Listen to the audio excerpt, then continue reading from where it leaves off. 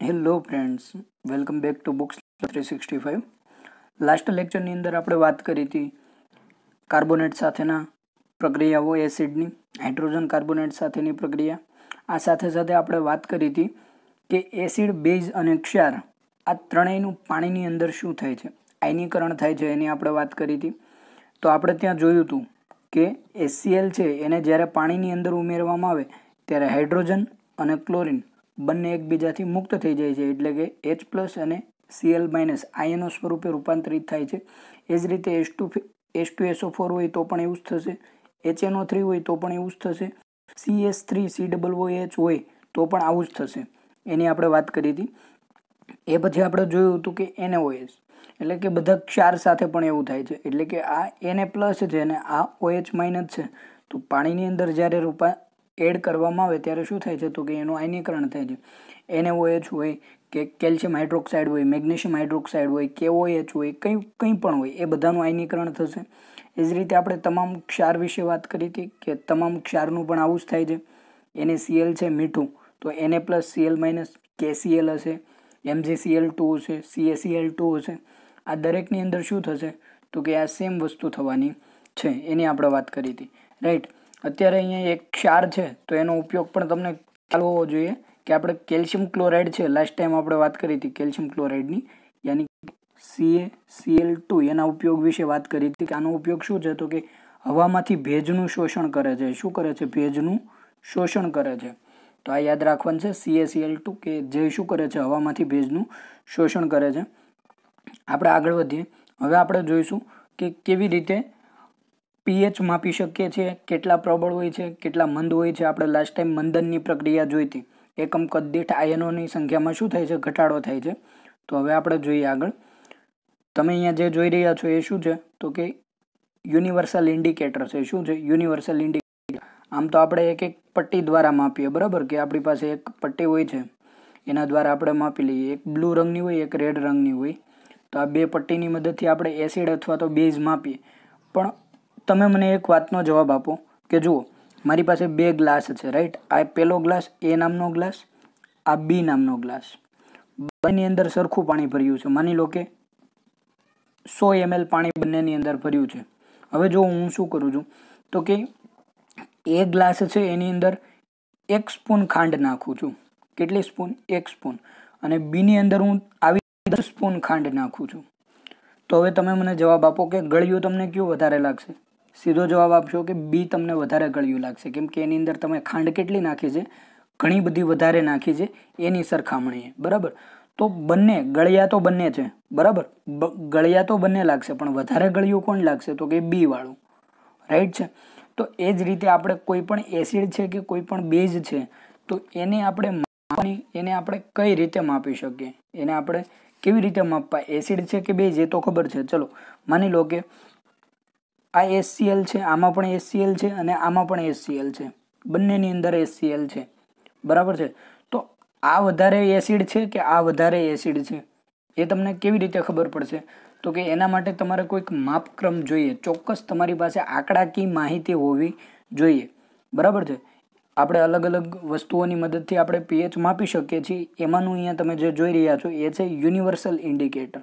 આને universal indicator તરીકે ઓળખવામાં આવે છે. સાર્વત્રિક સૂચક ગુજરાતીમાં, બરાબર. ઇંગ્લિશમાં એને યુનિવર્સલ ઇન્ડિકેટર કહેવાય. અને એની pH નું માપક્રમ શું હોય તો કે 0 થી લઈને 14 સુધીનું. આ તમે જે જોઈ રહ્યા છો એ કેટલા સુધી માપી શકે તો કે 1 થી 14 સુધીના. અમુક હોય એ ફક્ત 7 થી લઈને 14 સુધીના માપતા હોય, અમુક 0 થી લઈને 7 સુધીના માપી શકતા હોય, બરાબર. તો અહીંયા ભલે 1 થી 14 લખ્યું હોય પણ ખરેખર આપણે pH કેટલી જોવાની છે? 0 થી લઈને 14, બરાબર. મોટા ભૂલ કરે છે કે pH માપક્રમ ક્યાંથી ક્યાં સુધીનું હોય છે તો બધા લખી નાખે 1 થી 14. 1 થી 14 નથી ભાઈ, કેટલું છે? 0 થી 14 છે. આ વસ્તુ ખાસ યાદ રાખવાની છે કે માપક્રમ ક્યાં સુધીનું આવે છે? 0 થી 14 આવે છે. અહીંયા તમે જે જોઈ રહ્યા છો એમાં ભલે 1 થી 14 હોય, બરાબર. એ તો આની ક્ષમતા છે. આ 1 થી 14 સુધીનું માપી શકે છે, બરાબર. આગળ જોઈએ આપણે. તો જુઓ કેવી રીતે એનો યુઝ કરવાનો હોય છે એ તમને આપ્યું છે. આ આપ્યું છે યુનિવર્સલ ઇન્ડિકેટર. એની અંદર આવી રિબિન હોય છે, બરાબર. એને ખોલી નાખો એટલે આવી રિબિન નીકળે. એ થોડો થોડો ટુકડો કાપી લેવાનો અને એને પાણીની અંદર બુડાડવાનો. કંઈ પણ તમને દ્રાવણ આપ્યું હોય, બરાબર, ABCD કંઈ પણ દ્રાવણ આપ્યું હોય એની અંદર બુડાડવાનું, અને એનો રંગ પરિવર્તન જે થાય છે એને તમારે અહીંયા સરખાવવાનો. તમને જે અહીંયા આપવામાં આવ્યું છે ને, આ રંગ આપવામાં આવ્યા છે, આ રેડથી લઈને પર્પલ સુધીના રંગ આપવામાં આવ્યા છે 1 થી 14ના, તો એમાંથી જે રંગ સાથે મેચ થશે એને આપણે એટલી પીએચ કહીશું. જો એની પીએચ 1 હશે તો એનો રંગ આવો રેડ હશે. જો એનો પીએચ એની 9 હશે કે 8 હશે કે 7 હશે તો ગ્રીનિશ જેવો કલર હશે. 14 હશે તો એનો ડાર્ક પર્પલ જેવો કલર હશે. ખ્યાલ આવે છે તમને? તો આપણે ચેક કરવાનું છે. તો ચલો આપણે બુક પર જઈએ.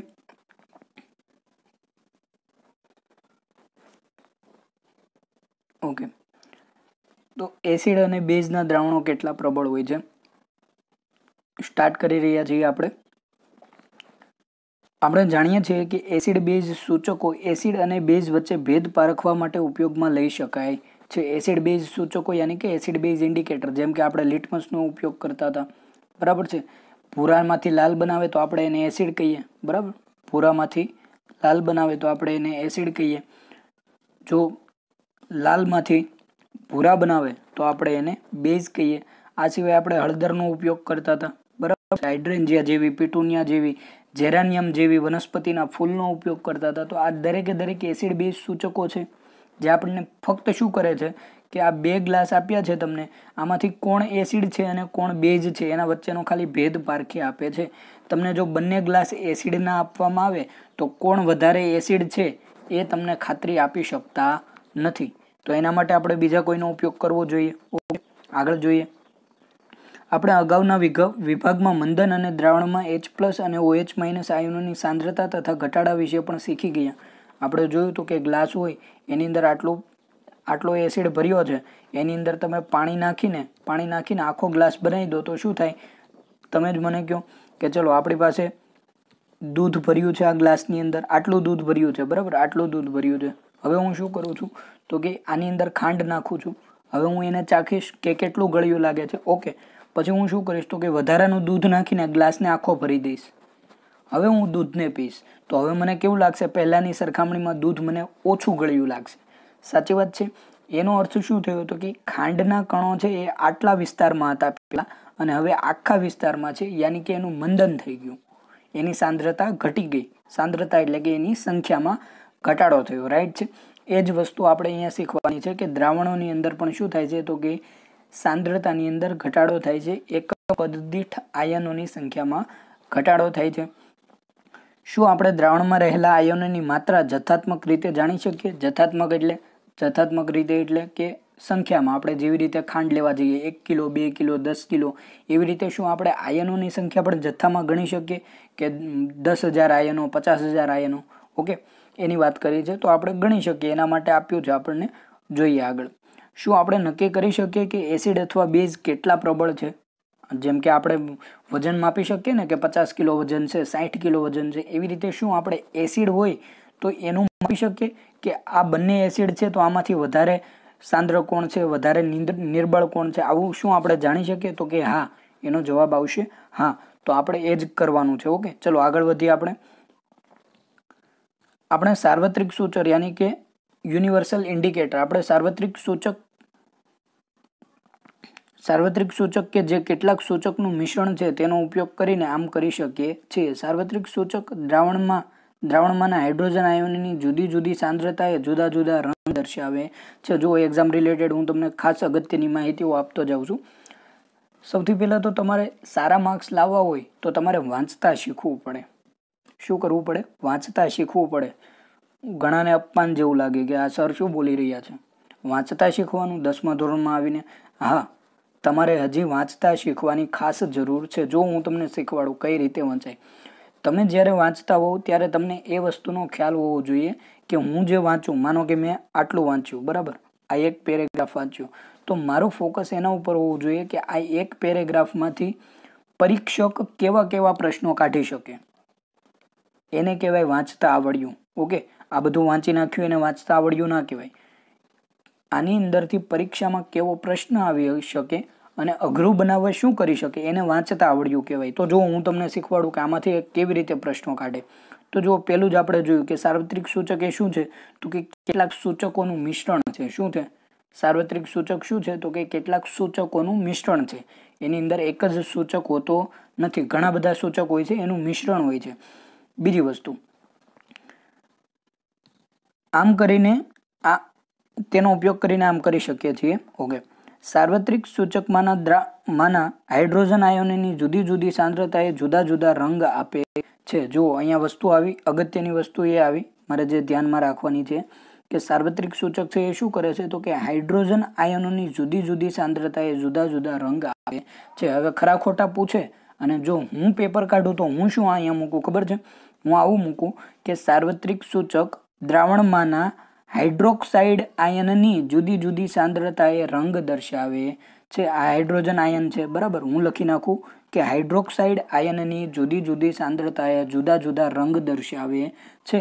તો તમે શું કરો, જો શાંતિથી ના વાંચ્યું તો સાચું આવ્યું હતું, ક્યાંક આવું આવ્યું હતું કે જુદા જુદા આયનોની સાંદ્રતાએ જુદા જુદા રંગ આપે. પણ શું લખ્યું છે એ ધ્યાનથી વાંચો. અહીંયા હાઇડ્રોક્સાઇડ આયન નથી લખ્યું, હાઇડ્રોજન આયન લખ્યું છે. અને જો પરીક્ષામાં ખરા ખોટામાં હાઇડ્રોક્સાઇડ આપે તો તમે ગયા. ખ્યાલ આવે છે? હજી જુઓ બીજી ક્યાં ભૂલ કરી શકો. તમને પ્રશ્ન આવો પૂછ્યો, બરાબર, પછી પૂછ્યું કે કયા આયનોની જુદી જુદી સાંદ્રતાએ જુદા જુદા રંગ દર્શાવે. નીચે ઓપ્શન આપ્યા હોય H+ની, OH-ની, AB બંનેની કે એક પણ નહીં. તો ઘણા કન્ફ્યુઝ થઈ જાય, બરાબર. આ બેમાંથી જવાબ એક આવે એ ખબર, પણ અથવા તો આ પણ આવતો હોય કે બંને હોય ને, બેઝ હશે તો આનું આપશે, બેઝ હશે, બરાબર. બે દ્રાવણ આપ્યા છે બેઝના, તો આમાંથી વધારે બેઝ કયું છે એ કેમ ખબર પડશે? તો કે એ તો OH ઉપરથી ખબર પડે. ના, ખોટી વાત. એમાં પણ H+નું પ્રમાણ ગણીને જ કેટલો બેઝ છે એ ગણવામાં આવે છે. એસિડ હોય કે બેઝ હોય, યુનિવર્સલ ઇન્ડિકેટર સાર્વત્રિક સૂચક છે એ કોની સાંદ્રતાએ રંગ દર્શાવે છે? H+ની સાંદ્રતાએ રંગ દર્શાવે છે. હું તમને આ એકની એક વસ્તુ એટલા માટે 10 વાર બોલું છું કેમ કે આ વસ્તુ ખૂબ જ અગત્યની છે. તમારે સૌથી પહેલાં તો વાંચતા શીખવાની જરૂર છે કે પરીક્ષક તમને કઈ કઈ જગ્યાએ ગૂંચવાડામાં નાખી શકે, કેવા કેવા પ્રશ્નો કાઢી શકે છે, બરાબર. તો H+ આવશે, હાઇડ્રોજન આયન આવશે, હાઇડ્રોક્સાઇડ આયન નહીં આવે. હું જો પેપર કાઢું તો આવું જ કરું, H- જ મૂકી દઉં તમને, બરાબર છે. અને મને વિશ્વાસ છે કે મોટા વિદ્યાર્થીઓ અહીંયા ભૂલ કરે. એમાંય જો MCQમાં પ્રશ્ન પૂછ્યો તો પતી ગયું. ખ્યાલ આવે છે? મેં પેપર મૂક્યું છે નીચે, તમે ચેક કરજો, એકવાર આપજો. તમને ખ્યાલ આવશે કે કેવી રીતે તમને બધું આવડતું હોય તો પણ તમે સાચા જવાબ નહીં લખી શકો. ઠીક છે, મેં એ રીતે પેપર જ મેં એ રીતે બનાવ્યું છે કે તમને સાચો જવાબ ખબર હોવા છતાં તમે નહીં લખી શકો. નીચે ડિસ્ક્રિપ્શન બોક્સની અંદર મેં આપ્યું છે પેપરની લિંક, તમે સોલ્વ કરવાની કોશિશ કરજો, બરાબર. તમને ડિમોટિવેટ કરવાની મારો કોઈ આશય નથી. બસ હું એટલું કહેવા માગું છું કે તમે દરેક વસ્તુને શાંતિથી વાંચો અને એક પરીક્ષકની દ્રષ્ટિએ બુકને જુઓ કે બુકની અંદરથી તમને શું પૂછાવાનું છે. ઓકે, હું જ્યાં પણ અગત્યનું છે ત્યાં હું તમને કહેતો જઈશ, બરાબર. તો અહીંયા તમારે ખાસ ધ્યાન રાખવાનું છે કે હાઇડ્રોજન આયનોની જુદી જુદી સાંદ્રતા એ જુદા જુદા રંગ આપે છે અને સાર્વત્રિક સૂચક એ શું છે? અલગ અલગ સૂચકોનું મિશ્રણ છે. આગળ જોઈએ, દ્રાવણમાં રહેલા હાઇડ્રોજન આયનોની સાંદ્રતા માપવા માટે વિકસાવવામાં આવેલી માપક્રમને pH માપક્રમ કહે છે. દ્રાવણમાં રહેલા હાઇડ્રોજન આયનોની સાંદ્રતા માપવા માટે વિકસાવવામાં આવેલ માપક્રમને શું કહેવાય? pH માપક્રમ. આપણે pH માપક્રમની મદદથી ફક્ત શું કરીએ છીએ? હાઇડ્રોજન આયનોની સાંદ્રતા માપીએ છીએ. OH- ની સાંદ્રતા ગણતા નથી. આપણે એની સાથે કોઈ લેવા દેવા છે નહીં, બરાબર. લેવા દેવા છે પણ આપણે pH માપક્રમમાં એને ગણતા નથી. આપણે એટલું યાદ રાખવાનું છે, pH માપક્રમમાં આપણે કોની સાંદ્રતા ગણીએ? ફક્ત ને ફક્ત હાઇડ્રોજન આયનની, ફક્ત ને ફક્ત H+ આયનની સાંદ્રતા ગણીએ છીએ. pH લખવામાં પણ ભૂલ નહીં કરતા. અમુક આમ લખે pH. આ શું છે ભાઈ? આ pH થોડું છે. અમુક આમ લખે pH. આ pH છે. આને તો ફિનાઇલ અથવા તો ફિનોપ્થેલિન કહેવાય. ખ્યાલ આવે છે તમને? pH પેલો અક્ષર સ્મોલ આવશે અને બીજો કેપિટલ આવશે ફરજિયાત. આ રીતે pH લખવાનું છે. ઓકે, ક્યાંય પણ લખો તો pH આ રીતે, P નાનો હશે અને બાજુમાં હાઇડ્રોજન મોટો હશે. આને pH માપક્રમ કહેવાય. ઓકે, તો જુઓ આ જે pH લખ્યું છે, બરાબર. આ pH નો અર્થ શું થાય છે એ સૌથી પહેલા તો તમને pH નો અર્થ ખબર હોવો જોઈએ કે pH એટલે શું. તો કે pH ની અંદર આ P નો અર્થ શું થાય છે? તો કે P નો અર્થ છે પોટેન્જ. P નો અર્થ શું થાય છે? પોટેન્જ. અને H એટલે કે હાઇડ્રોજન આયન. यानी कि potential of hydrogen ion, potential of hydrogen ion, pH નો આખો ફૂલ ફોર્મ શું થાય? પોટેન્શિયલ ઓફ હાઇડ્રોજન આયન, यानी કે હાઇડ્રોજન આયનની સાંદ્રતા, હાઇડ્રોજન આયનની સાંદ્રતા. પીએચ છે એ પી છે એ કેવો શબ્દ છે? જર્મન શબ્દ છે. એક્ઝામની અંદર તમને આપે કે પી એ લેટિન શબ્દ છે, બરાબર? તો આ વસ્તુ ખોટી છે, લેટિન શબ્દ નથી, બરાબર? મોટા ભાગે લેટિન નામ આવતા હોય છે, પણ પી છે એ લેટિન શબ્દ નથી, એ કેવો છે? જર્મન શબ્દ છે. તો એ વસ્તુનું ખાસ ધ્યાન રાખવાનું છે તમારે કે પી એ કેવો શબ્દ છે? લેટિન શબ્દ છે, જર્મન શબ્દ નથી. ઓકે, આગળ વાત કરીએ આપણે તો કે પોટેન્શનો અર્થ શું થાય? પોટેન્શનો અર્થ થાય શક્તિ, એટલે કે પોટેન્શિયલ, શક્તિ, બરાબર? આપણે કહીએ ને તમારામાં કેટલું પોટેન્શિયલ છે, કેટલું સહન કરી શકો છો, તો પોટેન્શનો અર્થ થાય શક્તિ, યાની કે પ્રબળતા. શું કહેવાય એને બીજું? પ્રબળતા, શક્તિ અથવા તો પ્રબળતા, એટલે કે હાઇડ્રોજન આયનની પ્રબળતા અથવા તો હાઇડ્રોજન આયનની સાંદ્રતા.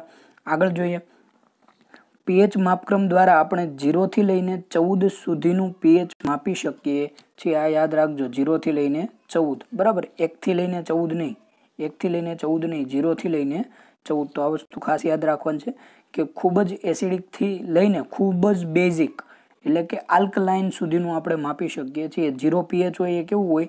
તો કે એસિડ હોય. 0 પીએચ હોય એ કેવું હોય? એસિડ હોય. 7 પીએચ હોય એ કેવું હોય? તટસ્થ હોય, એટલે કે એસિડ પણ નથી, બેઝ પણ નથી, જેમ કે આપણે પીએ છીએ એ પાણી, પીવાનું પાણી. અને 14 પીએચ હોય તો એ કેવું હોય? બેઝ હોય, સખત બેઝ, બરાબર? હાથ અડાડો તો પણ હાથ દાજી જાય. ઓકે, તો આગળ વાત કરીએ કે માપન કરી શકીએ છીએ. પીએચને એક સાધારણ સંજ્ઞા તરીકે ગણવી જોઈએ કે જે દ્રાવણોનો એસિડિક કે બેઝિક સ્વભાવ સૂચવે છે. જેમ હાઇડ્રોનિયમ આયનની સાંદ્રતા વધુ તેમ પીએચનું મૂલ્ય વધુ. જેમ હાઇડ્રોનિયમ આયન વધારે, જેમ હાઇડ્રોનિયમ આયન વધારે, બરાબર છે? હાઇડ્રોનિયમ આયન જેમ વધારે તેમ પીએચનું મૂલ્ય વધારે, પીએચનું મૂલ્ય વધારે.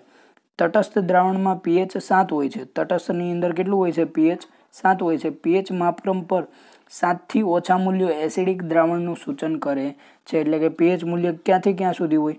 તો કે 0 થી લઈને 1, 2, 3, 4, 5 એમ 7 થી લઈને 14 સુધીનું હોય. આ રીતે હોય છે, 0 થી લઈને 14 સુધીનું. તો આની અંદર તો કે જે 0 ઉપર હશે એ બધા કેવા હશે? સખત એસિડ હશે. એ કેવા છે? સખત. જેમ આપણે જતા જઈશું 0 થી લઈને 14 સુધી, એમ શું થતું જશે? તો કે બેઝમાં વધારો થતો જશે. અહીંયા શું હશે? તો કે અહીંયા પાસે શું હશે? એસિડ વધારે હશે, એસિડ વધારે છે. જેમ જેમ આગળ જતા જઈશું એમ એસિડ ઘટતું જશે, ઘટતું જશે. 7 ઉપર આવીશું એટલે એસિડ છે તદ્દન ઘટી જશે. એ કેવું થઈ જશે? તટસ્થ થઈ જશે. હવે ત્યાં હશે એસિડ હશે નહીં, પાણી. જેમ કે પાણી આપણે પીએ છીએ એ એસિડિક નથી. આગળ જેમ વધતા જઈશું એમ શું થતો જશે? તો કે હવે બેઝમાં વધારો થતો જશે. શું થતો જશે? બેઝમાં વધારો જશે. અને 14 ઉપર જઈશું એટલે કેવું બની જશે? સખત બેઝ બની જશે, સખત બેઝ બની જશે. ખ્યાલ આવે છે? આગળ આપણે વાત કરીએ. જુઓ, અહીંયા તમે જોઈ શકો છો, અહીંયા માપક્રમ તમને જે આપેલું છે એની અંદર તમે જોઈ શકો છો, રાઈટ? અહીંયા તમે જોઈ શકો કે અહીંયા હાઇડ્રોજન આયન કેટલા છે? તો કે બહુ જ વધારે છે. અહીંયા કેટલા છે? બહુ જ વધારે. તો સૌથી વધારે છે ત્યાં પીએચ કેટલી કહી દીધી આપણે? 0, યાની કે સખતમાં સખત પીએચ છે એની. ઓકે, સખત એસિડિક છે. ધીમે ધીમે હાઇડ્રોજન આયન જુઓ ઘટતા જાય છે. આ બ્લુ કલરનો રંગ, બરાબર? બ્લુ કલરનો રંગ 14 એટલે તમને હાઇડ્રોજન આયન છે એ બિલકુલ ઘટેલા જોવા મળશે. અહીંયા જુઓ, OH નું આપણે હાઇડ્રોજનનું વિચારીએ, હાઇડ્રોજનનું આપણે વિચારીએ તો હાઇડ્રોજનનું એનાથી ઊંધું છે. હાઇડ્રોજનનું એનાથી ઊંધું છે, રાઈટ?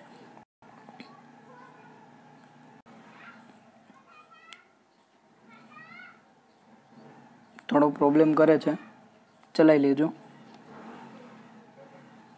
ઓકે, ચલો, રેડી છે. તો અહીંયા જુઓ, તમે અહીંયા જોઈ શકો છો, બરાબર? કે અહીંયા OH આયન છે એ અહીંયા કેવા છે? નહિવત માત્રામાં છે. ધીમે ધીમે એની સંખ્યામાં શું થાય છે? વધારો થતો જાય છે. જેમ OH વધારે એમ બેઝ વધારે, મેં તમને શીખવ્યું છે. અને જેમ H+ વધારે એમ એ એસિડિક વધારે, બરાબર છે? તો જુઓ, આગળ એ ચાલતું જાય છે. ઓકે, આગળ જોઈએ આપણે. તો જો યાદ રાખવાનું છે, 0 ઉપર શું હશે? એસિડ હશે. 7 ઉપર તટસ્થ હશે, એટલે કે એસિડ પણ નહીં હોય અને બેઝ પણ નહીં હોય. એસિડ કે બેઝ બેમાંથી પણ નહીં હોય. 14 ઉપર શું હશે? બેઝ હશે. અહીંયા જુઓ, નીચે લખેલું છે H+ ની આયનની સાંદ્રતામાં આ બાજુ જઈએ તો H+ માં શું થાય? વધારો થાય. અને આ બાજુ જઈએ તો શું થાય? OH ની અંદર વધારો થાય. 7 ઉપર શું હશે તો કે H+ ને OH- બંનેની સંખ્યા કેવી હશે? સેમ. H+ અને OH- બંનેની સંખ્યા કેવી હશે? સરખી હશે. જેમ 14 બાજુ જઈશું એમ OH માં વધારો થશે, જેમ 0 તરફ જઈશું એમ શું થશે તો કે H+ ની સંખ્યામાં વધારો થતો જશે. આગળ જોઈએ આપણે.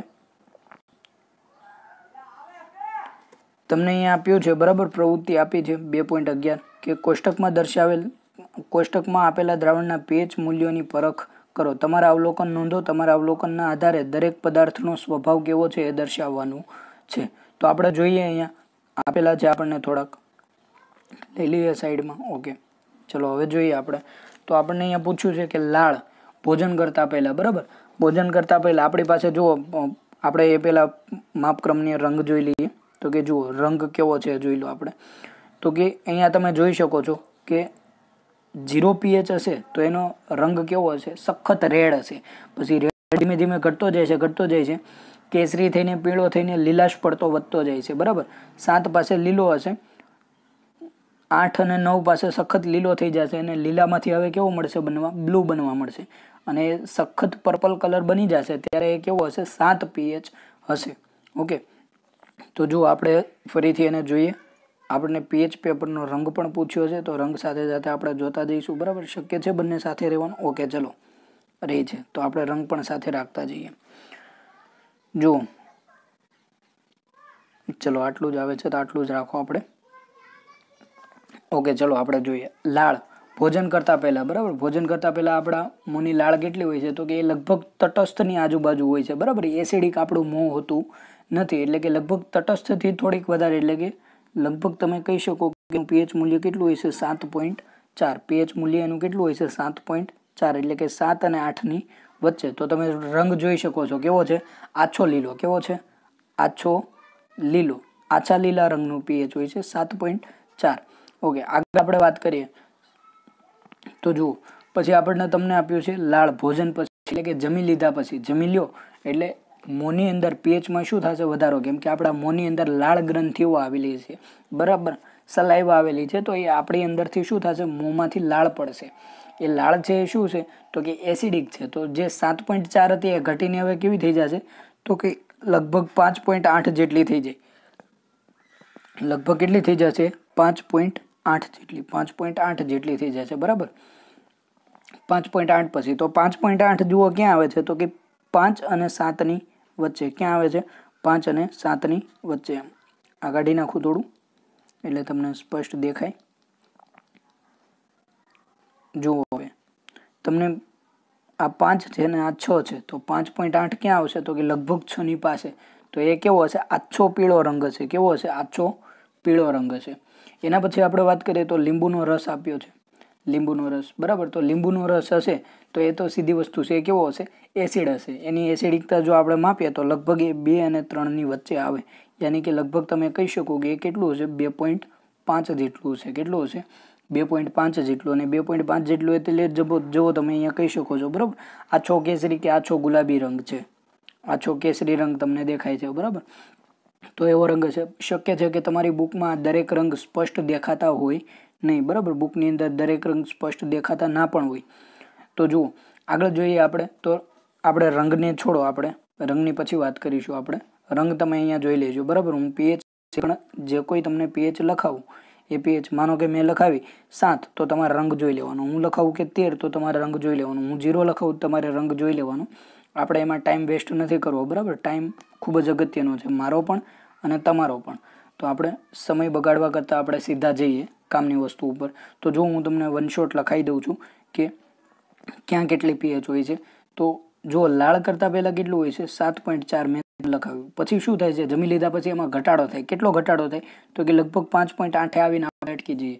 લીંબુના રસમાં મેં તમને લખાવ્યું કે 2 અને 3 ની વચ્ચે હોય છે, એટલે લગભગ તમે 2.4 કે 2.5 એવું લખી શકો, બરાબર. 2.4 કે 2.5 અથવા 2 લખો તો પણ ચાલે. એની અંદર કોઈ એક્ઝેક્ટ નથી હોતું. ઓકે, ખાલી તમે 2 લખી નાખો તો પણ ચાલે. ઓકે, આગળ જોઈએ આપણે. તો અહીંયા જો પદાર્થનો સ્વભાવ પૂછ્યો છે, એટલે કે જો 7 કરતાં ઓછા હશે એ દરેકને આપણે કેવા કહીશું? એસિડ કહીશું. અને 7 કરતાં વધારે હોય દરેકને આપણે કેવા કહીશું? બેઝ કહીશું. તો જો 7.4 એ કેવું હશે? બેઝ હશે. લાળ અને લીંબુ એ બંનેમાં જુઓ એસિડ થઈ ગયા, કેમ કે 7 કરતાં કેવા થઈ ગયા છે, ઓછા થઈ ગયા છે. ખ્યાલ આવે છે ને તમને? ઓકે, તો આપણે લાળમાં લખ્યો 7.4, ભોજન પછી લખ્યું આપણે 5.8, લીંબુના રસમાં 2 લખ્યું આપણે, બરાબર. 2.5 લખો, 2.4 લખો, ગમે તે લખો ચાલે, 2 લખો તોય ચાલશે. ઓકે, પછી તમને લખ્યું છે રંગવિહીન વાયુમય પીણું, એટલે કે સોડા વોટર. આપણે જે પીએ છીએ ને સોડા વોટર, સાદી સોડા કહીએ ઇન શોર્ટ આપણે, બરાબર. સાદી સોડા કહીએ, એની અંદર કાર્બન ડાયોક્સાઇડ હોય છે, તમને ખ્યાલ હોય તો, બરાબર. અને CO2 કેવો છે આપણે લખ્યું હતું, બરાબર. CO2, SO2, કલકો સોના, બરાબર છે. 27-25 યાદ રખાવ્યું હતું. તો આ CO2 કાર્બન ડાયોક્સાઇડ કોની અંદર આવશે? એસિડિક આવશે. કેવું આવશે? એસિડિક. એની pH લગભગ કેટલી હોય છે? તો કે 6 હોય છે. લગભગ એની pH કેટલી હોય છે? 6. એની pH નું મૂલ્ય લગભગ કેવું હોય છે? 6 ની આસપાસ હોય છે, બરાબર. 6 થી 5 ની વચ્ચે, 6 થી 5 ની વચ્ચે કોઈ પણ મૂલ્ય લખો, સાચું પડે.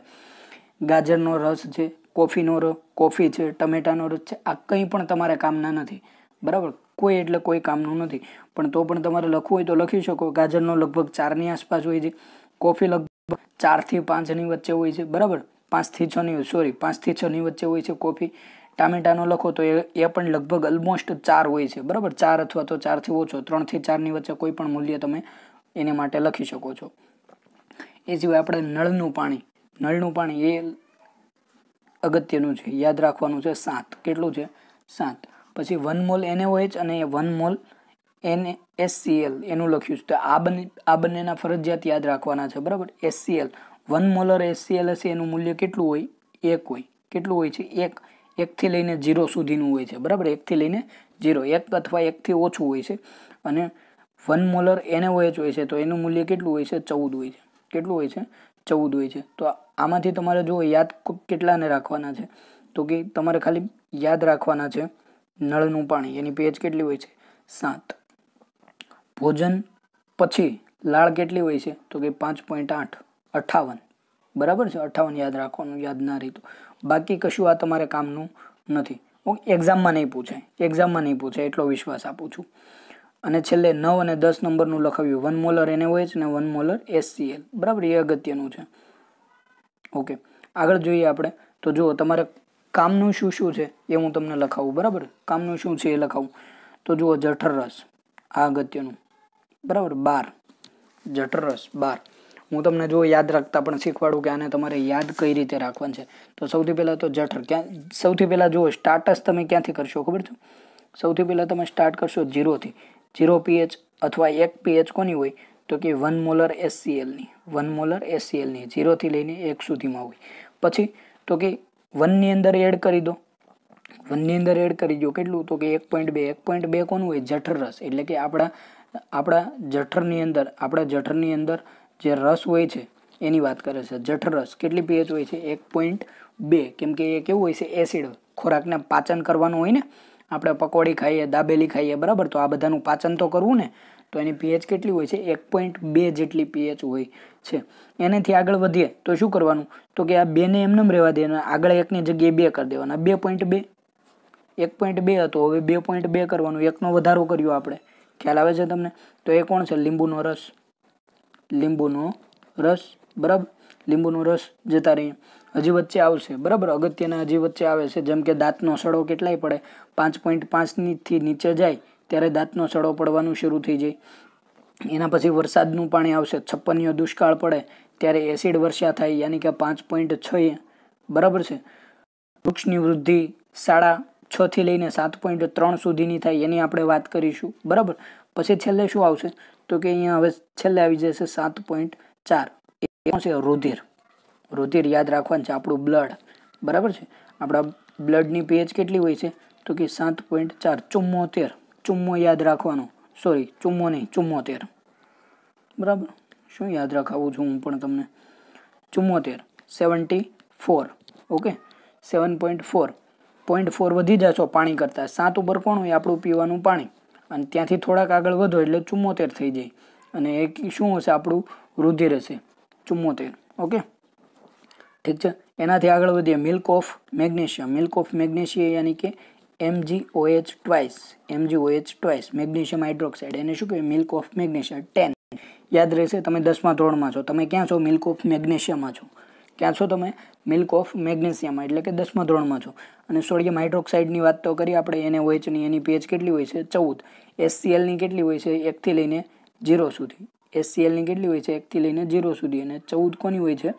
તો કે હાઇડ્રોક્સાઇડની, સોડિયમ હાઇડ્રોક્સાઇડની. ઓકે, આગળ વધીએ આપણે. જો હું તમને યાદ રખાવડાવીશ pH, બરાબર. મેં તમને એક પેજ આપેલું છે નીચે ડિસ્ક્રિપ્શન બોક્સની અંદર, ચેક કરો તમે, ત્યાં મેં આપેલું છે. એની અંદર મેં તમને બધી જ pH આપી છે. 0 ઉપર એસિડની વાત કરી છે, 1.2 ઉપર જઠર રસની વાત કરી, 2.2 ઉપર લીંબુનો રસ કીધો. પછી આપણે વાત કરી હતી 5.5 થી ઓછી હોય તો દાંતનો સડવો પડે, 5.6 થી ઓછી હોય તો એસિડ વર્ષા થઈ જાય, બરાબર. 6.5 થી લઈને 7.3 સુધી હોય તો સોડની વૃદ્ધિ થાય, અને 7.4 હોય તો એ આપણું રુધિર હોય. 7 ઉપર તો શું છે? આપણું બ્લડ છે. સોરી, 7 ઉપર શું છે? પીવાનું પાણી છે, તટસ્થ, બરાબર. એસિડ પણ નહીં, બેઝ પણ નહીં. અને આપણા શરીરની અંદર ક્રિયાઓ ક્યાં થશે? તો કે 7 થી લઈને 7.8 સુધી આપણા શરીરની અંદર દરેક ક્રિયાઓ શક્ય બને. શા માટે? તો કે 7 ઉપર કોણ છે? પાણી. પાણી આપણા શરીરમાં હોય? પાણી આપણા શરીરમાં હોય તો કે હા ભાઈ હોય. હોય કે ના હોય? હોય જ ને, બરાબર છે. પછી વાત કરીએ આપણે 7.4. 7.4 ઉપર શું? તો કે આપણું રુધિર, એટલે કે આપણું બ્લડ, બરાબર. આપણા શરીરની અંદર 7 વાળી વસ્તુ પણ છે, 7.4 વાળી પણ વસ્તુ છે. તો આપણા શરીરની દરેકે દરેક દેહ ધાર્મિક ક્રિયાઓ ક્યાં થતી હોય? તો કે 7 થી લઈને 7.8 સુધી થતી હોય. જુઓ, અહીંયા 4નો ધુબાકો માર્યો, અહીંયા ફરીથી 4નો ધુબાકો મારવાનો છે. ખ્યાલ આવે છે? 7 થી લઈને 7.0 થી લઈને 7.4, પછી 7.8. 7 ઉપર પાણી, 7.4 ઉપર રુધિર. તો તમારે આખા શરીરની ક્રિયાઓ આટલાની વચ્ચે થશે. 7 થી લઈને 7.8 વચ્ચે આપણા શરીરની તમામ ક્રિયાઓ શક્ય બને છે. 7 થી ઓછી થઈ જાય તો પછી ક્રિયાઓ થવાની બંધ થઈ જશે, બરાબર. બધી ક્રિયાઓ નહીં થાય, કેમ કે જેમ કે આપણા જઠરની અંદર ક્રિયા કેટલાની આસપાસ હોય છે? તો કે 1.2 pH ની આસપાસ. જઠરરસ કેટલો હોય છે? 1.2 હોય છે ને. ઓકે, એ રીતે આગળ વધીએ આપણે. એસિડ અને બેઝની પ્રબળતા અનુક્રમે H+ આયનો અને OH- આયનોની સંખ્યાની પર આધાર નક્કી કરે છે. જો આપણે સમાન સાંદ્રતા ધરાવતા હાઇડ્રોક્લોરિક એસિડ અને એસિડિક એસિડ લઈએ, જેમ કે 1 મોલર, તો તેઓ જુદી જુદી માત્રામાં હાઇડ્રોજન આયનો ઉત્પન્ન કરે છે, બરાબર. આપણે 2 લઈએ, બરાબર. એકમાં HCl લઈએ, બીજાની અંદર આપણે એસિટિક એસિડ લઈએ.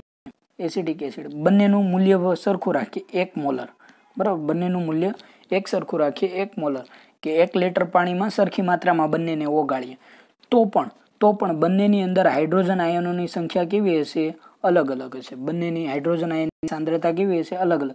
જેમ કે તમે લાઈવ એક્ઝામ્પલ લઈ શકો કે આખો તમારો ક્લાસ હોય છે, માનો કે તમારા ક્લાસની સંખ્યા છે 50 વિદ્યાર્થીઓની, તમારા ક્લાસની અંદર 50 વિદ્યાર્થીઓ છે, બરાબર. તો શું 50 વિદ્યાર્થીઓને એક જ સર ભણાવે છે, એક જ સર બધું ભણાવે છે, તો શું 50-50 સરખા માર્ક્સ આવે છે એક્ઝામમાં? તો કે નહીં, બધાને સરખા માર્ક્સ આવતા નથી. શા માટે? તો કે દરેક વિદ્યાર્થીની પોતાની એક ક્ષમતા હોય છે, અને એ યોગ્ય છે, બરાબર. કોઈ વધારે હોશિયાર કે વધારે ઠોઠ હોતું નથી, એ એની ક્ષમતા પ્રમાણે હોય છે. તો આની અંદર પણ એમ જ છે કે સરખી સાંદ્રતા ધરાવતા હાઇડ્રોક્લોરિક એસિડ લઈએ અને એસિટિક એસિડ લઈએ તો પણ બંનેની અંદર H+ આયનોની સંખ્યા સરખી હોતી નથી. ખ્યાલ આવે છે? તો તેઓ જુદી જુદી માત્રામાં હાઇડ્રોજન આયન ઉત્પન્ન કરે છે. એસિડ કે જે વધુ માત્રામાં, અહીંયાથી અગત્યની વસ્તુ છે, વ્યાખ્યા યાદ રાખવાની છે. એસિડ કે જે વધુ માત્રામાં H+ આયન આપે છે તેને પ્રબળ એસિડ કહે છે, અને એસિડ કે જે ઓછી માત્રામાં H+ આયનો આપે છે તેને નિર્બળ એસિડ કહે છે. એવા એસિડ કે જે વધારે H+ આપે તો એને કેવા કહેવાય? પ્રબળ એસિડ કહેવાય. કેવા કહેવાય? પ્રબળ એસિડ. એસિડ તો છે જ, પણ કેવા? પ્રબળ એસિડ. અને જો ઓછી માત્રામાં H+ આયન આપે તો એને કેવા કહેવાય? નિર્બળ કહેવાય, એટલે કે ઓછા બળવાન છે, બરાબર. આ ખૂબ જ શક્તિશાળી છે, આ ઓછા શક્તિશાળી છે. તો એને એસિડ કે જે ઓછી માત્રામાં H+ આયન આપે તેને નિર્બળ એસિડ કહે છે. હવે તમે કહી શકો કે નિર્બળ અને પ્રબળ બેઝ શું છે? તો સીધી વસ્તુ છે કે વધારે OH- આપે એને કેવા કહેવાય? પ્રબળ બેઝ કહેવાય. વધારે OH- આપે તેને કેવા કહેવાય? પ્રબળ બેઝ કહેવાય. અને ઓછા OH- આપે તેને કેવા કહેવાય? નિર્બળ બેઝ કહેવાય. એસિડની અંદર વાત કરીએ, જે વધારે H+ આપે એ પ્રબળ એસિડ, ઓછા આપે એ નિર્બળ એસિડ. બેઝની અંદર સેમ વસ્તુ થશે કે વધારે OH- આપે એને કેવા કહેવાય પ્રબળ બેઝ, અને ઓછા OH- આપે તેને કેવા કહેવાય નિર્બળ બેઝ. એસિડ અને બેઝ મેં તમને લખાવ્યા છે, બરાબર. પ્રબળ એસિડની અંદર વાત કરી હતી મેં કે પ્રબળ એસિડની અંદર વાત કરી હતી અને નિર્બળ એસિડની અંદર વાત કરી હતી. નિર્બળ એસિડ, ઓકે. પ્રબળ એસિડની અંદર મેં તમને લખાવ્યું હતું HCl આવે છે, H2SO4 આવે છે, HNO3 આવે છે, બરાબર. આ બધા કેવા છે પ્રબળ. નિર્બળ એસિડની અંદર મેં તમને લખાવ્યું હતું, જેમ કે કાર્બોનિક એસિડ લખાવ્યો હતો, H2CO3 લખાવ્યો હતો, બરાબર. CH3COOH યાની કે એસિટિક એસિડ લખાવ્યો હતો. એ સિવાય બીજા ઘણા બધા તમે લખી શકો, બરાબર. SCOOH લખી શકો, બરાબર. ફોર્મિક એસિડ કહી શકો તમે, અથવા મિથિયોનિક એસિડ કહી શકો. કવચમાં અને કીડીના ડંખમાં હોય છે, બરાબર. એ લખી શકો. એ જ રીતે તમે નિર્બળ પ્રબળ બેઝની વાત કરો, પ્રબળ બેઝ અને નિર્બળ બેઝ. તો પ્રબળ બેઝની અંદર કોણ કોણ આવશે? તો કે NaOH, સોડિયમ હાઇડ્રોક્સાઇડ કેવો છે? પ્રબળ બેઝ છે. એ સિવાય KOH, NaOH, KOH, MgOH twice, CaOH twice, આ બધા કેવા છે? પ્રબળ છે. સામાં તમે નિર્બળ બેઝની વાત કરો તો એની અંદર NH4OH આવશે. એમોનિયમ હાઇડ્રોક્સાઇડ લઈ શકો તમે, ફેરિક હાઇડ્રોક્સાઇડ લઈ શકો, FeOH થ્રાઇસ, બરાબર. ફેરિક હાઇડ્રોક્સાઇડ અથવા તો ફેરિક ઓક્સી હાઇડ્રોક્સાઇડ એવું પણ તમે લખી શકો, બરાબર. મેં તમને નોટ આપી છે ડિસ્ક્રિપ્શન બોક્સની અંદર, એમાં મેં લખ્યું છે ફેરિક ઓક્સી હાઇડ્રોક્સાઇડ. તમે એને ફેરિક ઓક્સાઇડ બોલો તો પણ ચાલે. એ જ રીતે આવશે એલ્યુમિનિયમ હાઇડ્રોક્સાઇડ, AlOH ટ્વાઇસ, બરાબર. સોરી થ્રાઇસ, AlOH થ્રાઇસ, તો એને એલ્યુમિનિયમ હાઇડ્રોક્સાઇડ કહેવાય. ફેરિક હાઇડ્રોક્સાઇડ, એમોનિયમ હાઇડ્રોક્સાઇડ, બરાબર. તો આ દરેકે દરેક નિર્બળ બેઝ છે. મેં તમને લખીને આપ્યા જ છે અલગથી, બરાબર. તો અહીંયા અત્યારે વધારે સમય નથી વ્યસ્ત કરવો, આપણે આગળ વધીએ. દૈનિક જીવનમાં pHનું મહત્વ ખૂબ જ અગત્યનો પ્રશ્ન. એક્ઝામની અંદર આમાંથી પ્રશ્ન આવે ને આવે. 1 માર્ક્સથી લઈને 4 માર્ક્સ સુધીનો પ્રશ્ન આમાંથી બને. 1 માર્ક્સથી લઈને 4 માર્ક્સ સુધીનો પ્રશ્ન આમાંથી બને, અને 100% આવે જ. દર વર્ષે આવે. ગયા વખતે પણ આવ્યો હતો, એની પહેલા પણ આવ્યો હતો, અને આવતા વર્ષે પણ આવવાનો છે. તો આપણા માટે અગત્યનું છે કે આપણે એને તૈયાર કરી લઈએ, ઓકે. આગળ જોઈએ આપણે. આપણું શરીર 7 થી લઈને 7.8 pHની મર્યાદામાં કાર્ય કરે છે. મેં તમને શીખવ્યું 7 ઉપર કોણ હોય છે? પાણી હોય છે. 7.4 ઉપર શું હોય છે? તો કે આપણું રુધિર હોય છે, બરાબર.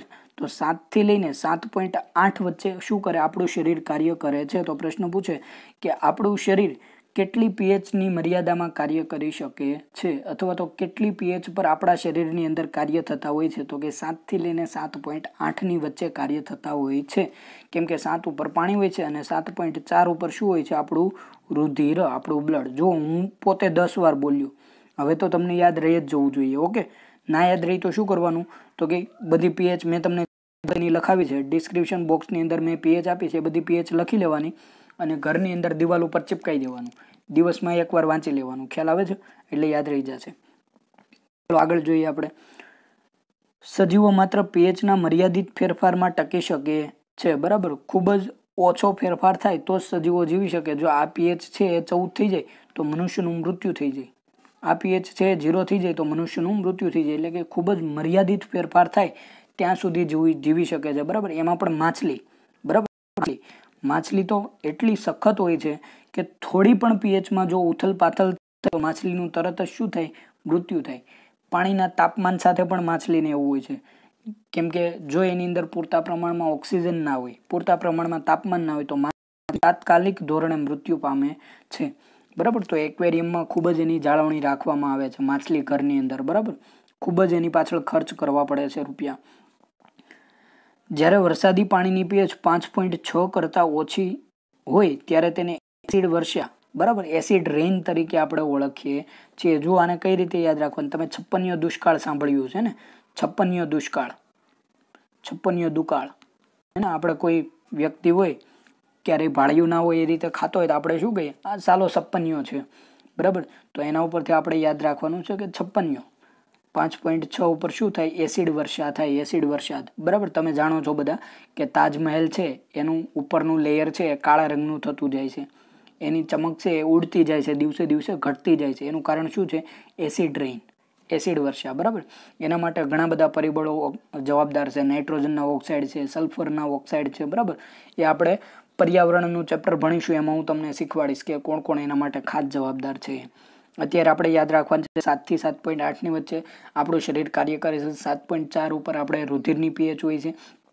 56 એટલે કે 5.6 ઉપર એસિડ વર્ષા થાય છે. 5.6 કરતાં જો પાણીની પીએચ ઓછી થાય તો એવા વરસાદને શું કહેવાય? એસિડ વર્ષા તરીકે ઓળખવામાં આવે છે. એસિડ વર્ષાનું પાણી જ્યારે નદીમાં વહે છે ત્યારે તે નદીના પાણીની પીએચ ઘટાડે છે, બરાબર. આવું પાણી જ્યારે એસિડ વર્ષાવાળું પાણી આવે 5.6 કરતાં, એ શું થશે તો કે નદીમાં જશે. એ બધું પાણી શું થશે? નદીમાં જશે. અને નદીના પાણીને પણ કેવું બનાવી દેશે? એસિડિક બનાવી દેશે. આવી નદીમાં જળચર જીવોનું અસ્તિત્વ મુશ્કેલ બને છે. જળચર જીવો એટલે કે પાણીમાં રહેતા પ્રાણીઓ છે, એનું અસ્તિત્વ જોખમાઈ જાય છે. આગળ વાત કરીએ, બીજા ગ્રહોમાં એસિડની વાત કરી છે કે શુક્ર યાની કે વિનસનું વાતાવરણ સલ્ફ્યુરિક એસિડના સફેદ પીળાશ પડતા જાડા વાદળોનું બને છે. શું તમને લાગે છે કે આ ગ્રહ પર જીવન શક્ય છે? બરાબર. શુક્ર ગ્રહ છે, શુક્ર, તો એનું વાતાવરણ છે, એની હવામાં શું રહેલો છે તો કે સલ્ફર ડાયોક્સાઇડ ની સલ્ફ્યુરિક એસિડ યાની કે H2SO4 શું રહેલો છે? H2SO4 સલ્ફ્યુરિક એસિડ રહેલો છે. હવે વિચારો તમે, સલ્ફ્યુરિક એસિડને રસાયણોનો રાજા, કેમિકલ ઓફ કિંગ તરીકે ઓળખવામાં આવે છે. જો એ આપણા હાડકા ઉપર પડે તો હાડકા ઓગાળી નાખે, એટલો સખત હોય છે, બરાબર. એટલો એ સ્ટ્રોંગ હોય છે, પ્રબળ હોય છે. તો વાતાવરણ જ આખું આનું બનેલું છે, તો આપણે ત્યાં જીવી શકીએ? તમે જવાબ આપો. ત્યાં જીવન શક્ય છે નહીં. ત્યાં જીવી શકે નહીં. કોઈ પણ મનુષ્ય કે કોઈ પણ પ્રાણી કે કોઈ પણ વનસ્પતિ, ત્યાં તદ્દન જીવસૃષ્ટિ છે નહીં. આ સાથે જ શુક્ર છે એને સૌથી વધારે ચમકદાર ગ્રહ કહેવામાં આવે છે. સૌથી વધારે ચમકદાર, તો સૌથી વધારે તેજસ્વી ગ્રહ. સૌથી વધારે તેજસ્વી ગ્રહ કોણ છે? આપણા સંપૂર્ણ સૂર્યમંડળમાં સૌથી વધારે તેજસ્વી ગ્રહ કોઈ હોય તો એ છે શુક્ર. શા કારણે? તો કે એના વાતાવરણની આજુબાજુ શું આવેલું છે તો કે સલ્ફ્યુરિક એસિડના સફેદ વાદળ આવેલા છે. ત્યાં જેવો સૂર્યપ્રકાશ પડે એટલે એ સૂર્યપ્રકાશનું શું થઈ જાય? પરાવર્તન થઈ જાય અને એકદમ સફેદ લેમ્પ સળગાવ્યો હોય એ રીતે ચમકદાર બને છે, બરાબર. એટલે આખા સંપૂર્ણ સૂર્યમંડળનો સૌથી વધારે ચમકદાર ગ્રહ છે શુક્ર. અને સૌથી સુંદર કોણ છે? સૌથી સુંદર તમારામાંથી નહીં, ગ્રહની વાત કરું છું. ગ્રહમાંથી સૌથી સુંદર કોણ છે? શનિ. કોણ? શનિ. કેમ કે શનિ ગ્રહની ફરતે શું આવેલા છે? વલય આવેલા છે, બરાબર. શનિ ગ્રહની ફરતે વલયો આવેલા છે, 3 વલયો આવેલા છે, એના કારણે સૌથી સુંદર છે. આગળ આપણે જઈએ, તમારા બગીચાના પીએચની માહિત, જમીનની પીએચ યાની કે જમીનની પીએચ, બરાબર. જમીનની પીએચ સાથે વનસ્પતિને તેના તંદુરસ્ત વિકાસ માટે વિશિષ્ટ પીએચ મર્યાદાની જરૂરિયાત હોય છે. વનસ્પતિના તંદુરસ્ત વિકાસ માટે જરૂરી પીએચ જાણવા તમે જુદી જુદી જગ્યાએ માટી એકત્રિત કરી શકો છો અને પીએચની માપણી કરી શકો છો, બરાબર. આપણને પ્રયોગ કરવાનો કીધો છે કે કેટલી પીએચ વચ્ચે તેનો વિકાસ થઈ શકે છે, બરાબર. તો મેં તમને પેમ્પલેટ આપ્યું છે, એની અંદર મેં લખ્યું છે, બરાબર, કે લગભગ 6.5 થી લઈને 7.3 વચ્ચેની પીએચ હોય ત્યાં સુધી એ કાર્ય કરી શકે છે. જેમ કે આપણે વાત કરીએ, આને જો કઈ રીતે યાદ રાખવાનું, તો એસિડ વર્ષા થઈ તો 56 થઈ ગયો. 56 ઉપર એસિડ વર્ષા થાય તો વનસ્પતિ હોય એ એસિડ વર્ષામાં ટકી શકે નહીં. તો શું કરવાનું તો કે આ બંને આંકડાને ઉલટફેર કરી દેવાના. એટલે કે 5-6 હતા ત્યાં શું કરી દેવાના? 6-5 કરી દેવાના. એટલે કે 6.5 થી લઈને 7.3 સુધી કાર્ય કરી શકે છે. આ તો 56 ઉપરથી યાદ રાખી લીધું. હવે આને કઈ રીતે યાદ રાખશો? તો તમે મને જવાબ આપો કે વનસ્પતિની અંદર રુધિર હોય? વનસ્પતિની અંદર રુધિર હોય? તો કે ના, વનસ્પતિને બ્લડ હોતું નથી. તો કે આના ઉપરથી શું સર? તો કે આના ઉપરથી જુઓ, આપણું રુધિર ક્યાં સુધી હોય છે? 7.4 સુધી. વનસ્પતિમાં રુધિર છે? તો કે નહીં, નથી. તો એ ક્યાં સુધી હોય? 7.3 સુધી. ક્યાંથી લઈને? તો કે 6.5 થી લઈને. ભૂલાશે? ના જ ભૂલાવવું જોઈએ. હવે 56 હતો એનું ઊંધું કરી દીધું. તો કે 6.5 થી લઈને 7.3 સુધી. કેમ? તો કે વનસ્પતિમાં રુધિર છે નહીં, યાની કે 7.4 છે નહીં. તો ક્યાં સુધી હોય? માત્ર 7.3 સુધી. મનુષ્યનું શરીર, મનુષ્યનો તંદુરસ્ત વિકાસ ક્યારે થાય? મનુષ્યનો તંદુરસ્ત વિકાસ 7 થી લઈને 7.8 વચ્ચે થાય. એવી જ રીતે વનસ્પતિનો તંદુરસ્ત વિકાસ ક્યારે થાય? તો કે 6.5 થી લઈને 7.3 સુધી. કેમ કે 7.4 એ શું હોય છે? મનુષ્યની અંદર રુધિર હોય છે. ખ્યાલ આવે છે? સ્ટોરી બનાવીને મગજમાં ઉતારો, ભૂલ નહીં પડે ક્યારે, બરાબર. પ્રવૃત્તિ આપી છે તમને કે એક કસનળીમાં આશરે 2 ગ્રામ માટી લો, તેમાં 5 ml પાણી ઉમેરો, કસનળીમાં ઘટકો હલાવો, બરાબર. એક લેવાની છે, 2 ગ્રામ કસનળી લેવાની છે, એની અંદર શું કરવાનું છે તો કે 2 ગ્રામ માટી ઉમેરવાની છે, એની અંદર થોડુંક પાણી ઉમેરવાનું છે, પછી કસનળીના ઘટકને હલાવો, એટલે કે આ પાણી છે એને હવે હલાવવાનું છે. સાર્વત્રિક સૂચક પત્રની મદદથી આ ગાળણની pH તપાસો. હવે આને શું કરવું, ગાળી લેવાનું. આ પાણીને શું કરવાનું, ગાળી લેવાનું. આપણે શું કર્યું તો કે જો આપણે કંઈ નથી કર્યું, આપણે એક કસનળી લીધી, એની અંદર થોડીક માટી નાખી, એમાં પાણી નાખ્યું અને પછી એને હલાવ્યું, એટલે માટીનું જે pH હતી એ પાણીમાં આવી ગઈ છે. પછી એને એક પાત્રમાં આપણે એકત્રિત કરી લીધું. હવે એની અંદર શું કરવાનું તો કે સાર્વત્રિક સૂચક છે એની પટ્ટી બુડાડવાની, જેથી કરીને આપણને એની pH ખબર પડે છે. હું તમને ડાયરેક્ટલી કહી દઉં છું કે વનસ્પતિમાં કેટલી જરૂરી હોય તો કે 6.5 થી લઈને 7.3 સુધી. કેમ એ પણ મેં તમને યાદ રખાવ્યું, બરાબર. 56 અને 7.4 થી ઓછું. આગળ વધીએ આપણે. આપણા પાચન તંત્રમાં pHનું શું મહત્વ છે? આપણા પાચન તંત્રની અંદર pHનું શું મહત્વ છે તો કે અત્યંત રસપ્રદ વાત એ છે કે આપણું જઠર હાઇડ્રોક્લોરિક એસિડ ઉત્પન્ન કરે છે. આપણું જઠર જે છે, બરાબર, આપણા જઠરની અંદર શું થાય છે તો કે હાઇડ્રોક્લોરિક એસિડ ઉત્પન્ન થાય છે, એટલે કે HCl. આપણું જઠર પોતે જ શું કરે છે, HCl નો સ્ત્રાવ કરે છે.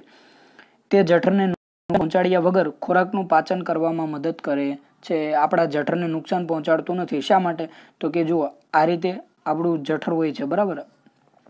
આ રીતે આપણું જઠર હોય છે, બરાબર. અહીંયાથી નાનું આંતરડું શરૂ થઈ જશે, તો અહીંયા આપણો ખોરાક વલો હોય છે, આટલા વિસ્તારમાં આપણો ખોરાક વલો હોય છે. તો અહીંયા શું થાય છે તો કે આની દિવાલ હોય છે, એના ઉપર એક ખાસ પ્રકારના સ્નાયુઓનું લેયર આવેલું હોય છે, અને અલગ અલગ બીજા કેમિકલનો પણ સ્ત્રાવ હોય છે, બરાબર. અહીંયા આ જગ્યાએ, તો આ જગ્યા છે એની ઉપર ખાસ પ્રકારનું લેયર લાગેલું હોય છે. એ હું તમને પાચન, અભિશોષણ, એ આપણે મનુષ્યની અંદર પાચનની વાત કરીશું ત્યારે હું તમને શીખવાડીશ.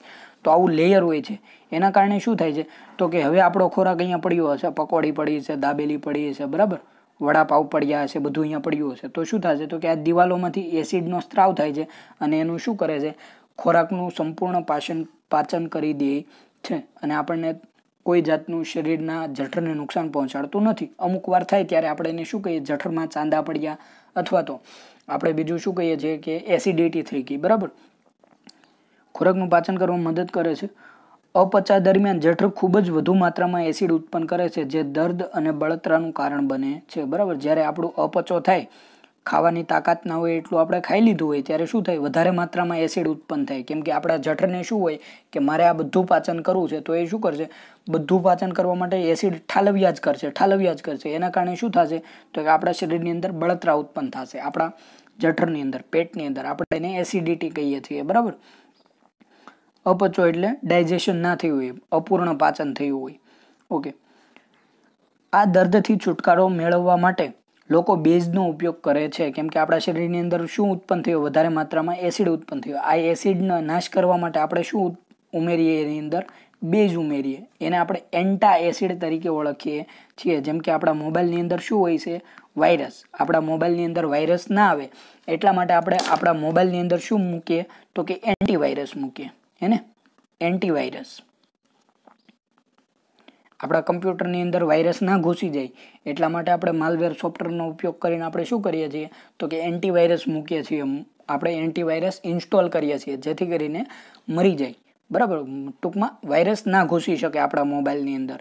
તો અહીંયા પણ એવું જ છે. આપણા શરીરની અંદર એસિડ ઉત્પન્ન થયો છે, એ એસિડનો નાશ કરવા માટે, ખાત્મો બોલાવવા માટે શું કરીએ છીએ, એન્ટાસિડ ઉપયોગ કરીએ છીએ, બરાબર. યાદ રાખવાનું છે તમારે એન્ટાસિડ. એટલા માટે હું વધારે ટાઈમ બગાડું છું, કેમ કે ખૂબ જ અગત્યની વસ્તુઓ છે આ દર્દથી છુટકારો મેળવવા માટે લોકો બેઝનો ઉપયોગ કરે છે, જેને એન્ટાસિડ કહે છે. આ પ્રકરણની શરૂઆતમાં આવો જ એક ઉપાય તમે પણ જરૂર સૂચવ્યો હશે. શરૂઆતની અંદર વાત કરી હતી, બરાબર છે, કે ઘરમાં કોઈને એસિડિટી થાય તો શું કરીએ તો કે ખાવાના સોડા આપીએ, આપણે બેકિંગ સોડા આપીએ, બરાબર.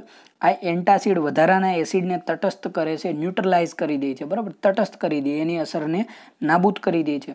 મેગ્નેશિયમ હાઇડ્રોક્સાઇડ યાની કે મિલ્ક ઓફ મેગ્નેશિયા, જે કે મંદ બેઝ છે, તે આ હેતુ માટે અવારનવાર ઉપયોગ લેવામાં આવે છે, MgOH ટ્વાઇસ, બરાબર. તો આ યાદ રાખવાનું છે કે એસિડિટીની અંદર કોનો ઉપયોગ થાય છે, બેઝનો. ઉદાહરણ આપો તો મિલ્ક ઓફ મેગ્નેશિયા યાની કે મેગ્નેશિયમ, એની pH કેટલી હોય છે, 10. આપણે હમણાં વાત કરી, એની pH કેટલી હોય છે, 10 હોય છે મિલ્ક ઓફ મેગ્નેશિયાની.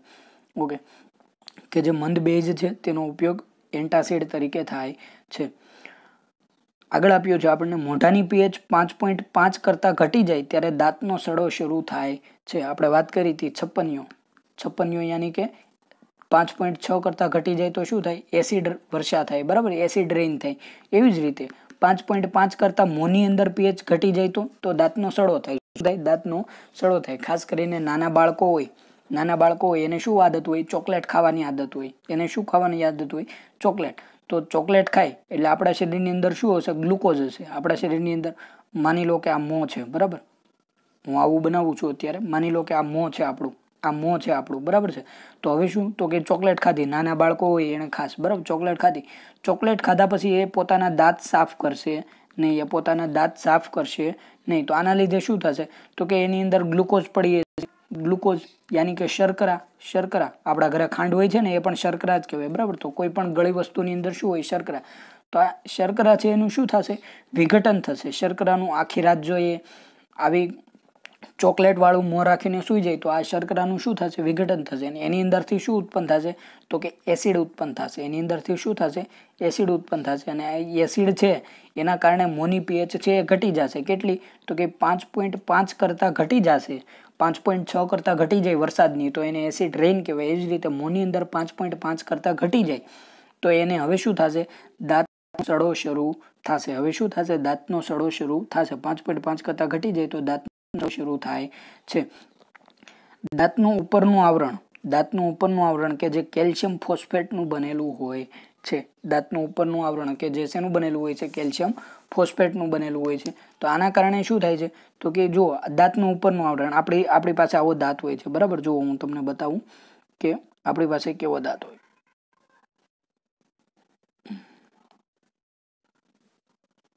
આવો આપણી પાસે દાંત હોય છે, બરાબર.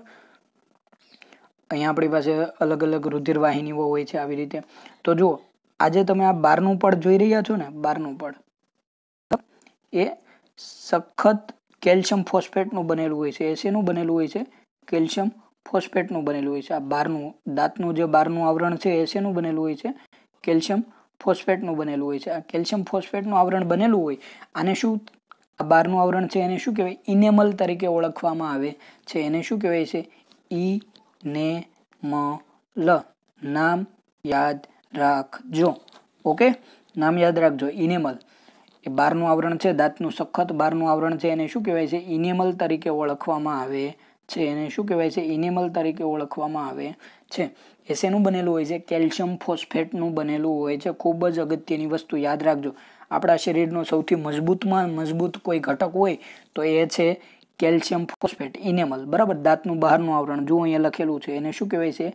ઇનેમલ. દાંતનું સૌથી બહારનું ચમકદાર સફેદ આવરણ છે એને ઇનેમલ તરીકે ઓળખવામાં આવે છે. ઇનેમલ દાંતનું બહારનું આવરણ શેનું બનેલું હોય? તો કે કેલ્શિયમ ફોસ્ફેટનું બનેલું હોય છે. કેલ્શિયમ ફોસ્ફેટ તમે 9મા ધોરણમાં શીખી ગયા, બરાબર. Ca3PO4 twice. Ca3PO4 twice. આ છે કેલ્શિયમ ફોસ્ફેટનું અણુસૂત્ર. Ca3PO4 twice. કેલ્શિયમ ફોસ્ફેટ, બરાબર. લખી લેજો બાજુમાં, અહીંયા ક્યાંક જગ્યા પડી હોય તો લખી લેજો. Calcium phosphate Ca3PO4 twice. Okay, એનું બહારનું આવરણ ઇનેમલનું બનેલું છે. અગત્યની વસ્તુઓ જો કહેતો જાઓ. 5.5 ઇનેમલ, કેલ્શિયમ ફોસ્ફેટ, બરાબર. જે શરીરનો સૌથી સખત પદાર્થ છે ઇનેમલ છે એ શેનું બનેલું છે? કેલ્શિયમ ફોસ્ફેટનું. અને શરીરનો સૌથી સખત પદાર્થ છે, ધોરણ 9ની અંદર તમે ભણી ગયા કે આપણા શરીરના હાડકા છે એ પણ શેના બનેલા છે? કેલ્શિયમ ફોસ્ફેટના, Ca3PO4 ટ્વાઇસના. આપણા શરીરના દરેક હાડકા શેના બનેલા છે? કેલ્શિયમ ફોસ્ફેટના. તે પાણીમાં દ્રાવ્ય થતો નથી. હવે તમે જ વિચારો કે આપણો આ દાંત છે, આ એનું સૌથી બહારનું આવરણ છે, એને આપણે ઇનેમલ તરીકે ઓળખીએ છીએ. હવે એ જો પાણીમાં દ્રાવ્ય થઈ જતો હોય તો તમે મને કહો કે શું થશે? હું તમને કહું. જ્યારે આપણે પાણી પીએ ને એટલે દાંત ઓગળીને શરીરમાં જતા રહે. પછી આપણે ડોક્ટર પાસે જઈને નવા દાંત નખાવવા પડે. ખ્યાલ આવે છે તમને? તો સીધી વસ્તુ છે ભાઈ, આ ઇનેમલ છે, કેલ્શિયમ ફોસ્ફેટનું બનેલું છે. એ પાણીમાં કેવું હોય? અદ્રાવ્ય. પાણીમાં દ્રાવ્ય થતો નથી, બરાબર. પાણીમાં દ્રાવ્ય થતો નથી કેમ કે પાણી પીએ તો ઓગળીને જતું રહે. પરંતુ મોઢાની અંદરની pH જો 5.5 કરતાં પણ ઓછી થઈ જાય, એટલે કે 5.4 થઈ જાય, 5.3 થઈ જાય, 5.2 થઈ જાય, ઇન શોર્ટ 5.5 કરતાં ઓછી થઈ જાય તો શું થશે તો કે ત્યારે આ કેલ્શિયમ ફોસ્ફેટનું જે બહારનું આવરણ છે, કેલ્શિયમ ફોસ્ફેટનું જે બહારનું આવરણ છે એનું શું થશે, આ બહારનું આવરણ છે એનું શું થશે, ક્ષયન થવાનું શરૂઆત થશે, એનું ક્ષયન થવાની શરૂઆત થશે. મોઢાની અંદર 5.5 કરતાં ઘટી જાય ત્યારે તેનું ક્ષયન થાય છે. મોઢામાં હાજર રહેલા બેક્ટેરિયા જમ્યા પછી મોઢામાં બાકી રહી ગયેલા ખોરાકના કણો અને શર્કરાના વિઘટન દ્વારા એસિડ ઉત્પન્ન કરે છે. બરાબર, આપણે જમી લઈએ, જમી લીધા પછી આપણે જો મોં વ્યવસ્થિત સાફ ના કરીએ તો એની અંદર ખાધેલું હોય, બરાબર. એડવર્ટાઇઝ આવે છે ને, આપણે એડવર્ટાઇઝ એક આવતી નહીં એની અંદર કે આપને ક્યાં બેંગન કા શાક ખાયા था, એવું કંઈક આવે છે, મને યાદ નથી બરાબર. તો દાંતની અંદર જો ખોરાક ભરાયેલો રહી ગયો હોય અને આપણે સારી રીતે બ્રશ ના કર્યું હોય તો શું થાય, તો સૂઈ જઈએ ત્યારે બેક્ટેરિયા દ્વારા, બરાબર, બેક્ટેરિયા દ્વારા શું કરે તો કે બાકી રહેલા કણો અને શર્કરાનું, ખાસ યાદ રાખજો કોનું, શર્કરાનું વિઘટન કરવામાં આવે છે. શર્કરાનું વિઘટન કરીને એસિડ ઉત્પન્ન થાય છે. ખોરાક ખાધા પછી દાંત સાફ કરવા તેને અટકાવવાનો ઉત્તમ માર્ગ છે. એટલે જ્યારે આપણે જમીએ ત્યારે બ્રશ કરી લેવું જોઈએ, બરાબર, બ્રશ કરી લેવું જોઈએ જેથી કરીને આવું થાય નહીં અને દાંતનો સડો થાય નહીં. દાંત ચોખ્ખા કરવા માટે વપરાતી ટૂથપેસ્ટ કે જે સામાન્ય રીતે બેઝિક હોય છે, ટૂથપેસ્ટ હોય છે એની અંદર મોટાભાગે શું હોય છે, કેલ્શિયમ હાઇડ્રોક્સાઇડ, બરાબર, એટલે કે બેઝ વપરાય છે.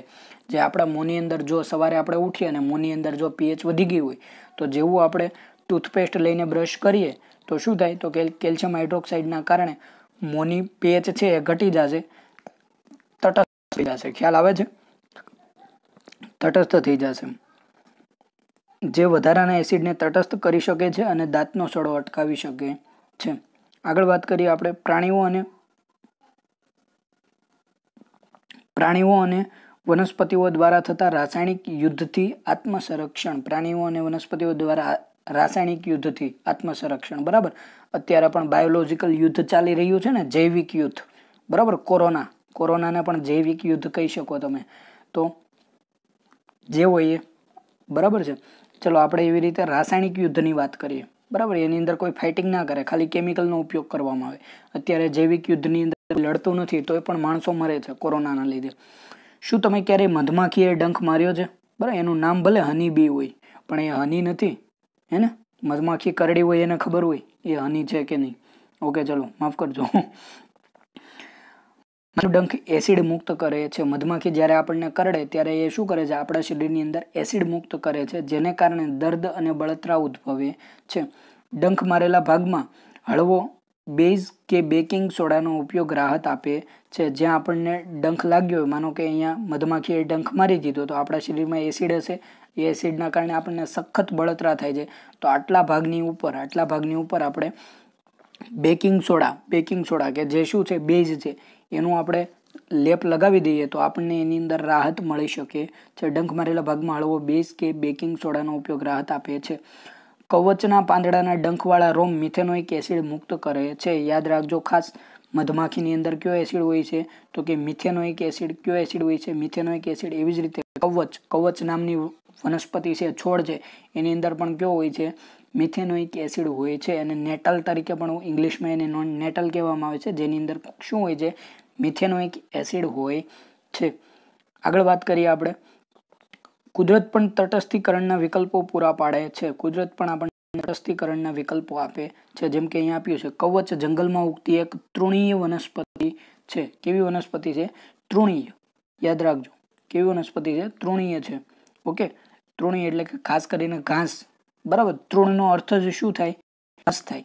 તો જે ઘાસની જે મુક્તિ વનસ્પતિ છે, જ્યારે તેનો આકસ્મિક રીતે સ્પર્શ થઈ જાય, આપણે એને ભૂલથી સ્પર્શ કરી લઈએ ત્યારે તેના ડંખ મારતા રોમ ધરાવતા પાંદડા પીડાદાયક ડંખનું કારણ બને છે. આપણે ભૂલથી એની નજીકથી પસાર થઈ જઈએ અને જો એના પાંદડા આપણને ભૂલથી અડી જાય તો એના પાંદડા ઉપર કાંટા હોય છે, એ આપણને સખત પીડાદાયક ડંખ આપે છે, એટલે કે કાંટા વાગે છે. તેમના દ્વારા મિથેનોઇક એસિડનો સ્ત્રાવ થવાના કારણે આમ બને છે. એ કાંટો આપણને જેવો વાગશે એટલે આપણા શરીરમાં કોનો સ્ત્રાવ થશે, મિથેનોઇક એસિડનો સ્ત્રાવ થશે.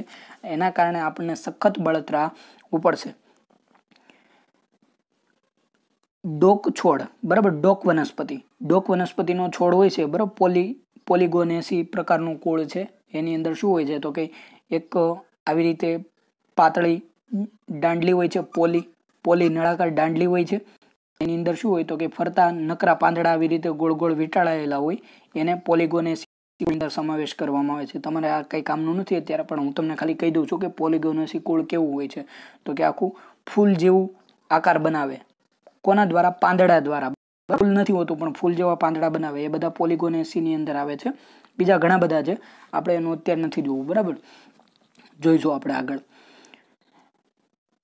કે જે અવારનવાર જંગલોમાં કવચના છોડની આસપાસ ઉગે છે તેના પાંદડા ડંખવાળા ભાગ પર ઘસવા કે તેનો પરંપરાગત ઉપચાર છે. શું તમે ડોક છોડની પ્રકૃતિ વિશે અનુમાન કરી શકો? તો જો એવું કહે છે કે કવચ વનસ્પતિ જ્યાં ઉગી હોય એની આજુબાજુ, જ્યાં કવચ ઉગી હોય એની આજુબાજુ ડોક છોડ ઉગે છે, ડોક વનસ્પતિનો છોડ ઉગે છે.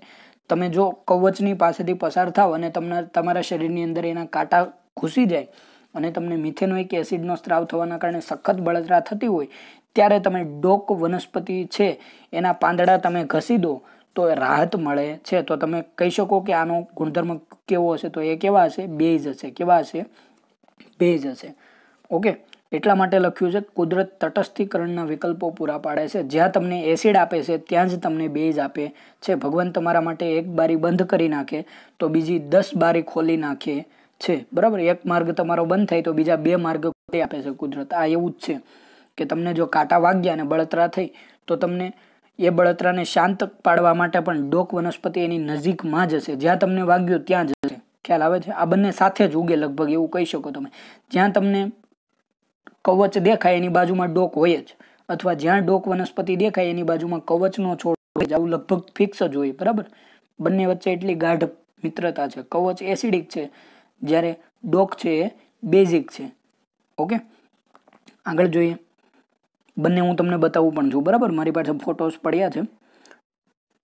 જેથી હવે પછી તમે ટ્રેકિંગ દરમિયાન આકસ્મિક રીતે કવચના છોડને સ્પર્શ કરી લો ત્યારે શું કરવો તેનો તમને ખ્યાલ આવી ગયો હશે. શું તમે આવા ડંખ માટે અન્ય કોઈ અસરકારક પરંપરાગત ઉપચાર વાકેફ છો? ઓકે, તો હવે તમને એમ કહે છે કે તમે જ્યારે હવે ટ્રેકિંગમાં જશો ત્યારે તમને કવચનો ડંખ વાગશે તો તમે શું કરશો? તો કે બહુ સિમ્પલ છે. શું કરીશું આપણે? તો કે બાજુમાં જ ડોક વનસ્પતિ હશે એના પાંદડાનો લેપ લગાવીશું, જેથી કરીને આપણને સારું થઈ જશે. અથવા એનો બીજો પરંપરાગત ઉપયોગ છે કે આપણા ઘરે શું હોય છે તો કે ખાવાનો સોડા હોય છે. ખાવાનો સોડા યાની કે NaHCO3 ખાવાનો સોડા હોય છે આપણા પાસે. તો આનો લેપ લગાવીએ તો પણ આપણને બળતરાવો છે, કેમ કે આપણે શું છે? બેઝ છે ને આપણને એસિડનો ડંખ લાગ્યો છે. ઓકે, જો હું તમને બંને બતાવવાની કોશિશ કરું છું એ પહેલા આપણે આ જોઈ લઈએ, બરાબર. જેથી કરીને વિડીયો સ્ટોપ થઈ જાય તો પણ કોઈ પ્રોબ્લેમ થાય નહીં. જોઈ લઈએ. થોડાક કુદરતી સ્ત્રોત આપ્યા છે ને એસિડ આપ્યા છે, એની આપણે વાત કરીએ તો જો વિનેગર આપણને કોની અંદરથી પ્રાપ્ત થાય તો કે વિનેગરની અંદરથી આપણને શું પ્રાપ્ત થાય? એસિટિક એસિડ પ્રાપ્ત થાય. વિનેગરને બીજું શું કહેવાય છે? સરકો તરીકે ઓળખવામાં આવે છે. આપણા ઘરની અંદર વિનેગરની બોટલ પડી હોય છે, બરાબર.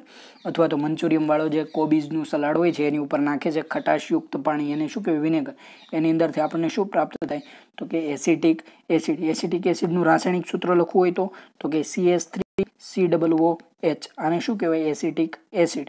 ઓકે, સંતરું મેં તમને કીધું હતું ખાટા ફળ, બરાબર. સંતરું હોય, લીંબુ હોય, મોસંબી હોય, આ દરેકની અંદર જુઓ સંતરાની અંદર સાઇટ્રિક એસિડ, લીંબુની અંદર સાઇટ્રિક એસિડ, મોસંબીની અંદર સાઇટ્રિક એસિડ. કેમ? તો કે લીંબુને શું કહેવાય? સાઇટ્રસ કહેવાય. લીંબુને શું કહેવાય? સાઇટ્રસ. દરેક ખાટા ફળ હોય એને શું કહેવાય? સાઇટ્રસ કહેવાય. તો દરેક ખાટા ફળની અંદર શું હોય? સાઇટ્રિક એસિડ હોય.